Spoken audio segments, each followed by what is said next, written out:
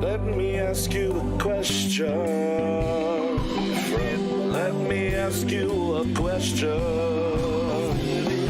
Let me ask you a question. Let me ask you a question.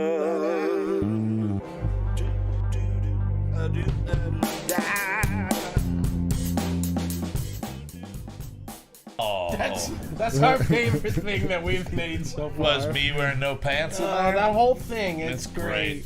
Oh, and you know, who doesn't like a good scat? Who doesn't like a good scat? Yeah. Well, guys, every single week on Let Me Ask You a Question, host Anthony likes to ask Greg and Eric a random question. He's been doing it since we were kids. When we were in high school, he would ask a bunch of random questions all the time. And they're just three old friends that like to get together. They Skype and they make this show. And yesterday's episode that released on the Moot.tv Mondays, the Moot Mondays on iTunes and Stitcher for podcasts, where our show and their show are both released every week.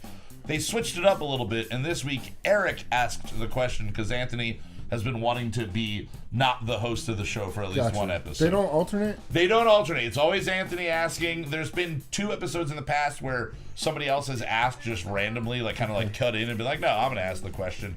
But this one was actually planned out, thought out, and the question that Eric, EJ5000, asked, was there a moment in your life when you know that you felt pure fear? Real fear. What moment would that be that you can think of the most you were ever afraid? What was that moment? Justin, do you have any ideas? I do. What do you think? What's we the talked most about it fear earlier, you ever felt? And I was probably 4 years old. Okay. I was doing something stupid, pissed off my mom. Yeah. And when I would piss off my mom, I would get, smacked with a spoon, like Yep. a wooden spoon. Well, this time I decided to grab the spoon because I knew it was going to happen and crack it in front of her over my knee. At 4 years old, 4 years you were 6 old. foot tall, Yeah, and you're breaking appliances left and right. And when that happened, she looked at me in shock and immediately grabbed a metal spoon and said, "Wait till your dad gets home." Said, "Break this, motherfucker." And I had never been punished by my dad before. My dad is a little bit smaller than me, but basically my size. And smaller than you now, not you when you were a 4-year-old. Yeah. Okay. He was my size. So I just remember laying in bed and hearing my dad come home. Like, I couldn't sleep, obviously. Yeah. And he comes storming in the room, kicks open the door, basically, and grabs me by the front of the shirt and just rears his hand up. Like he's just going to fucking punch right through my face. And just stares you down? Stares me down for like 2 minutes, holds me there, lets me go, and walks out. Doesn't say a fucking word. No words. Whatever. Silence I didn't is fuck golden, around man. after that, man. Yeah. No, that was the first time I was like, I'm fucking dead. You especially as every single fear. footstep was coming. I'm like, I'm fucking I gotta dead. say, getting in trouble as a kid and knowing that you had something coming to you and you were totally to blame, it was all your fault. Yeah, I deserved that was the worst. When you brought that up earlier, it reminded me, this isn't really my pick, but it was one of the times for me, being arrested and having to admit to my parents that I might have to go to fucking jail. Like I did something stupid, like getting picked up for a DUI at the jail from my dad as an adult was just kind of one of those things where I was like, oh, I'm just like terrified of this 20-minute drive. That's why I had Big Pat. Yeah. Yeah, I just immediately went, I gotta call Daddy and get him to take care of this. That night was weird because you had originally called terrible. me, but that was not happening. Like, Yeah. I just could not physically do it. Yeah. Well, that's a good example of fear. Kurt, any time in your life that you know that you felt pure fear, that maybe it almost made you shit yourself? I was in I want to say southern Utah. I was in a canyon called Labyrinth, and we were on like a 4 or 5 day river trip. And there were like 350 feet sandstone cliffs, and a piece broke off. Jesus. And like 4 or 5 of them landed in front of me, but they landed in series that it sounded like something, of 1,000 pounds or bigger was charging at me like maybe a moose or something. And it was dark. My flashlight really wasn't working, and it was doo-doo-doo right Was in this front like a of me. trip with friends, a trip with scouts, something like that? Like an organized thing? Or were you just out in the woods or out on the river with a bunch of friends? It was a volunteer program that was nice. specifically designed for people with physical and learning disabilities. It was called SPLOR. Right. It was short for Special Populations Learning Outdoor Recreation and Education. Well, that's pretty cool. Damn. So we're on this essential It's a training. tongueful. Yeah, we're on this training segment. So we were doing this 5-day segment down Yeah. this river, and Thought you were gonna die. I thought I was gonna get pummeled by something. Yeah. And I took a dive. I ended up in the sand, and Fuck, I would too, man. Yeah. Holy That's shit. one of those moments where you're like, run, but don't run to where the shit's coming. Yeah. I can't see, Exactly. but just run. Standing still, you have more of a chance of getting hit when you're standing still. Yeah. Zigzags. Yeah. Needless to say, if I was like 5 or 6 steps ahead of where I was at, there would be no surplus. So you were running towards Good it. old So were you? surplus. Were you walking towards it? Yeah. So you just dove off to the side. And said, Well, "Fuck no, this." I went straight down. Okay. Oh Jesus. Yeah. I mean, Zach- I think I was 15 years old, so I Oh. didn't Oh. know any better, Sure. Yeah, that's young. That's young. Damn. Zach, what about you? Anytime that you felt just immense, I've had incredible two- fear. I've had 2 near-death experiences. The first one was terrible, but the second one was this year. At work. Oh. Oh yeah. With the mower. So when we, it caught on I'm a fire. landscaper. We have the zero turn, the big mowers. And I was having a problem with the old mower. I was on Mark's mower, actually, is what we called it. Right. And, Mean Mark Fuel- Mower? yeah, I mean, Mark. Fuel line kept popping off, but usually if the fuel line pops, there's no vacuum pressure and it doesn't dump a bunch of fuel. Now, I've been on the mower 12 hours that day. She was hot. And she stalled. And in my head, I knew this fuel line popped. And I jumped off the mower to turn around and fix it.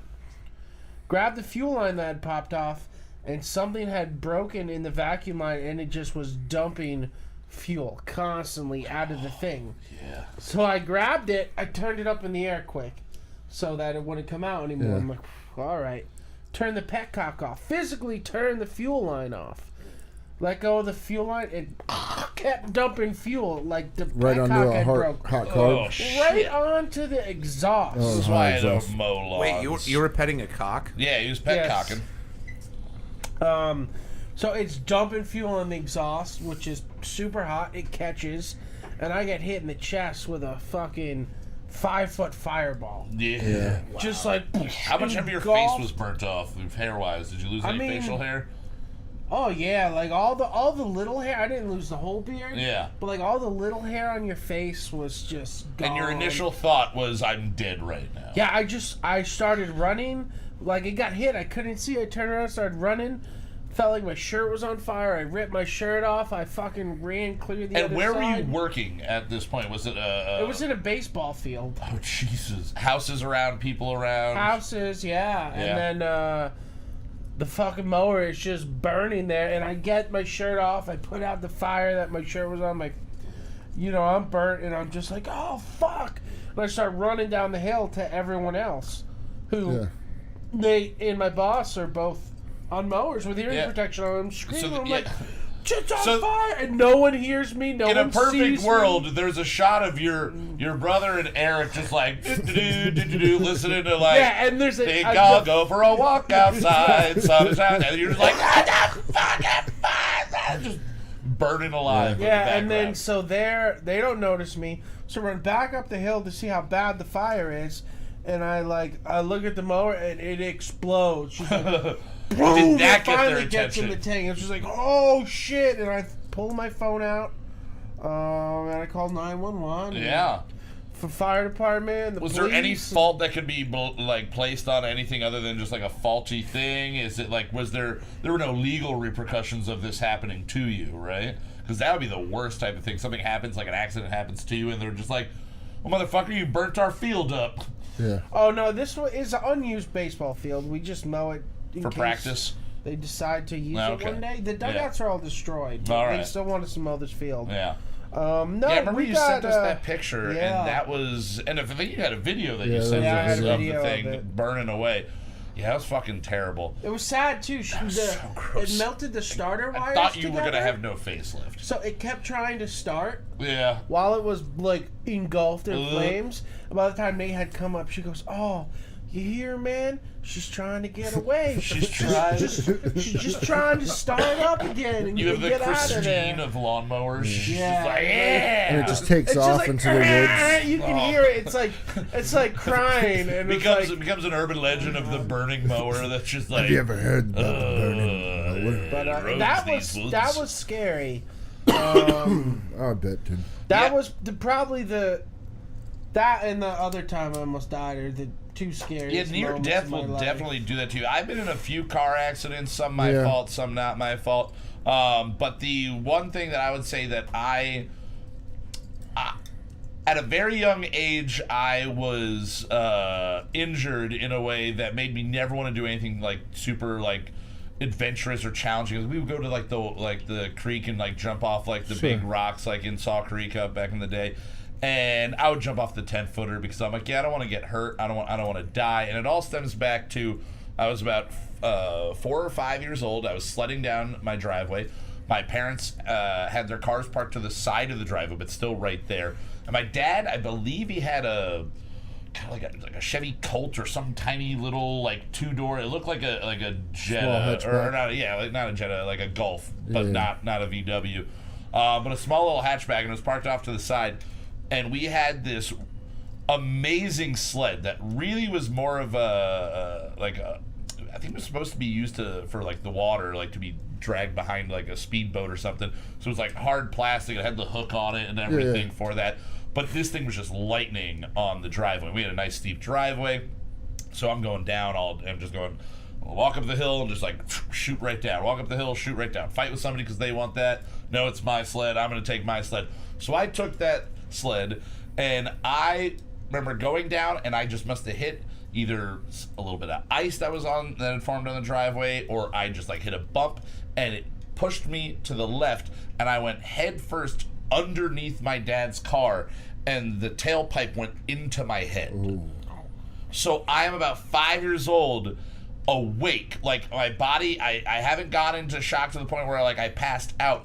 But I hear everybody screaming. My brother Kurt, who's about 10 years older than me, so he's 14, 15 years old, going up to his little baby brother, and I'm stuck. And I still have a scar where I'm balding right in the center of my head, where the pipe went into my head. And I just remember Kurt coming up to me and going, "I'm gonna get you out," and I was just like, "No!"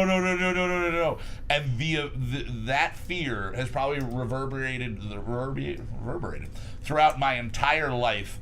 And made me be very, very cautious to do anything even slightly adventurous, because I could just, it felt like an hour just sitting there with this piece of metal in my head. I was a part of the car, and he just comes up behind me, and I feel him grab my legs, and it was just the worst, and he just pulls me right off and pulls me off of the thing. He doesn't know how, I don't think he realizes that it's in my head at this point. Yeah. And he just pulls me off, and then I had to go to the hospital. I was like, bleeding. Yeah, oh, everywhere. They put me literally in a body bag, and then that had a cutout on the head, so they could like keep me separated and all the blood. Like so, they had like a also probably so that you don't see. I don't see anything. I don't see my reflection. I don't see other people. Anything like that. So I remember getting without any like anesthetic or anything like that. I had about 18 to 22 stitches right into my skull while I was like wide awake. And that was terrifying. But the most fear I've ever felt in my life is definitely that probably 2-second window where my brother goes, "I'm going to pull you out. I'm going to get you out." Yeah.